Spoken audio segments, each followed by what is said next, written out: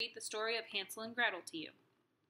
Once upon a time, near a deep, dark forest, there lived a poor woodcutter with his wife and 2 children. The boy was named Hansel, and the girl was named Gretel. The family never had very much to eat, and now, when times were hard and people around the land were starving, the poor woodcutter could not get enough food to feed his family. As he lay in bed one night, tossing and turning with worry, he turned to his wife and said, "What is going to happen to us? How can we feed our poor children when we haven't got enough to feed ourselves?" "Listen to me," said his wife. Early tomorrow morning, the cold-hearted woman said, "we'll take the children deep into the woods. We'll give them each a piece of bread and make a fire. Then we'll leave them and go about our work. They won't find the way home in time for dinner, and we will eat their share." "No," said the man. "I cannot do that. I cannot leave my children alone in the woods where there are wild animals. It will get dark and cold as the sun sets." "Then you're a fool," snapped the woman. "You might as well accept it that we will all starve." Then she kept at the poor man until at last he agreed. "But I feel sorry for my children," he said quietly. The 2 children were so hungry that they had not been able to sleep, and so they heard everything their stepmother said to their father. Gretel cried, but Hansel whispered, "Don't worry, I will think of something." And when their parents had gone to sleep, Hansel got up, put on his little coat, and sneaked outside. The moon was shining brightly, and the white pebbles that lay in front of the house glittered like silver coins. Hansel stooped and filled the pocket of his coat with as many pebbles as it would hold. Then he tiptoed back to bed and said to Gretel, "Go to sleep, little sister." At daybreak, the woman came and woke the 2 children. "Get up, you lazy bones. We're going to the forest to get some wood."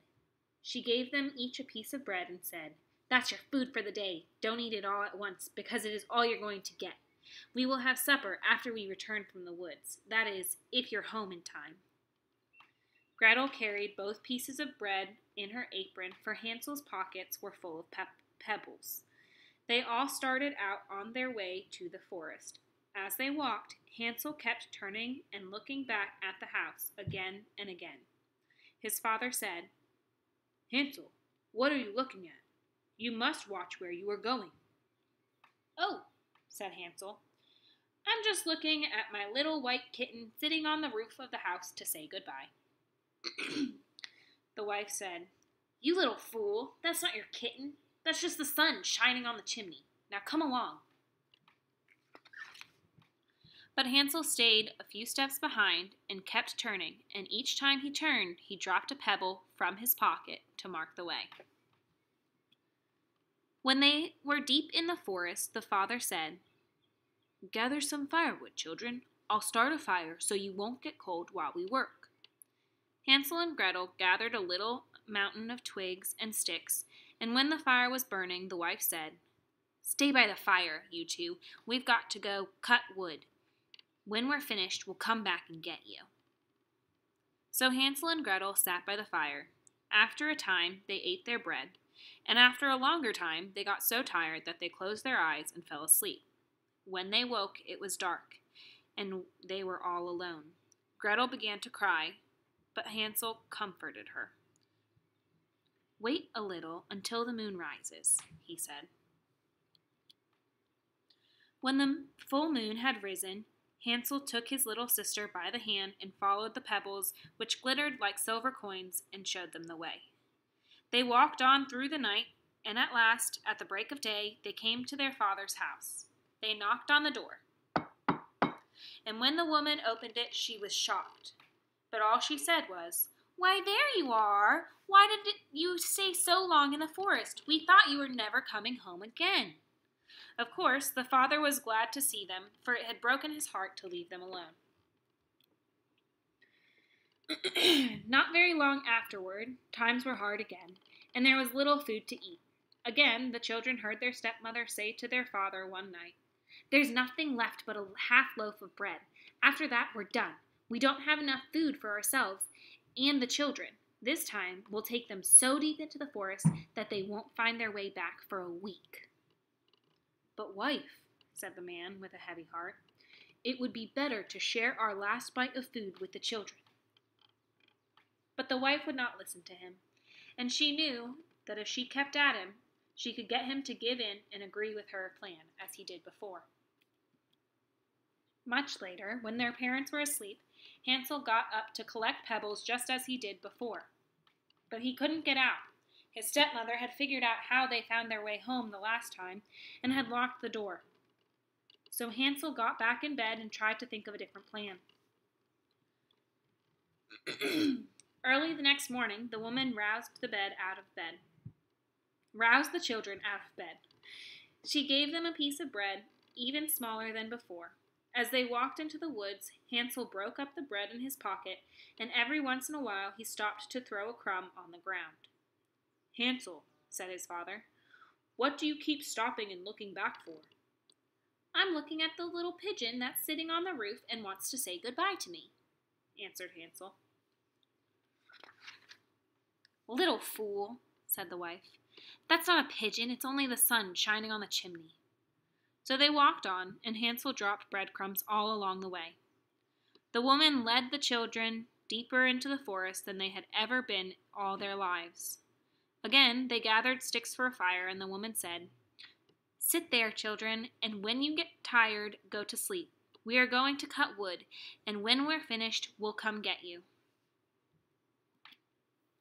Later, when it was lunchtime, Gretel shared her small piece of bread with Hansel because he had left his crumbs along the path. Then they fell asleep.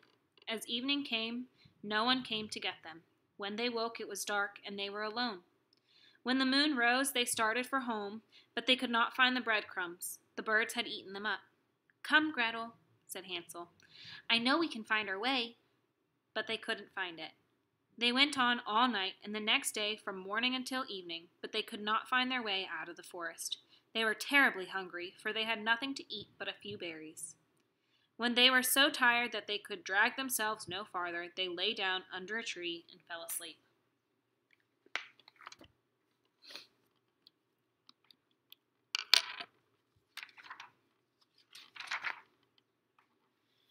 It was now the third morning since they left their father's house. They started along again, always looking for the way home, but instead only going deeper into the forest. Unless help came soon, they would surely starve. At about noon they saw a pretty snow-white bird sitting on a branch and singing so beautifully that they stopped to listen. Then the bird spread its wings and flew before them as though to say, "Follow me." And so the children followed the bird until they came to a little house. The bird flew up and perched on the roof. And then the children saw that the walls of the house were made of gingerbread, and the roof was made of cake, and the windows were made of clear sugar candy. "Let's eat!" cried Hansel. Hansel reached up and broke off a piece of candy, while Gretel chewed on a piece of the wall. Suddenly, they heard a thin, screechy woman's voice call out from inside the house. "Nibble, nibble like a mouse. Who is nibbling at my house?" The children answered, "It's only the air heaving a sigh. It's only the wind passing by." The children were so hungry they went on eating, but the door opened and a very old woman came out, leaning on a cane. Hansel and Gretel were so frightened that they dropped the food from their hands. But the old woman just nodded her head and said, "My dear little children, what has brought you here? Come inside and stay with me. I'll take good care of you." So she took them by the hand and led them into her little house. There they found a wonderful meal of hot pancakes with honey, nuts, apples, and cold milk. After that, the old woman showed them 2 little white beds, and Hansel and Gretel lay down and wondered if they were just dreaming. Now, the old woman seemed kind, but in fact she was a wicked witch. The story goes that she built her house just to trap little children, and once she had them, she would cook them and eat them. She could not see well, but she had an excellent sense of smell. Earlier in the day, she had sniffed Hansel and Gretel coming near. The next morning, before the children were awake, the witch got up and looked at their rosy cheeks. What a fine meal I will have, she cackled. She got Hansel out of bed and put him in a cage. Then she went back and woke up Gretel and shouted, "Get up, you lazy bones!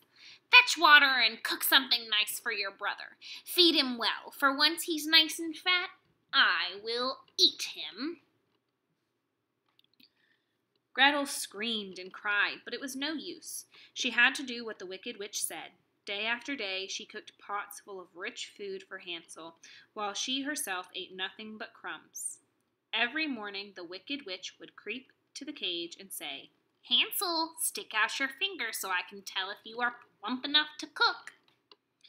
But clever Hansel held out a little bone that Gretel had given him, and the old woman, who could not see very well, could not tell that it was not Hansel's finger. She wondered why he wasn't getting any plumper. When 4 weeks passed and Hansel seemed as thin as ever, the witch grew impatient. "Hurry up and get a pot of water," she snarled.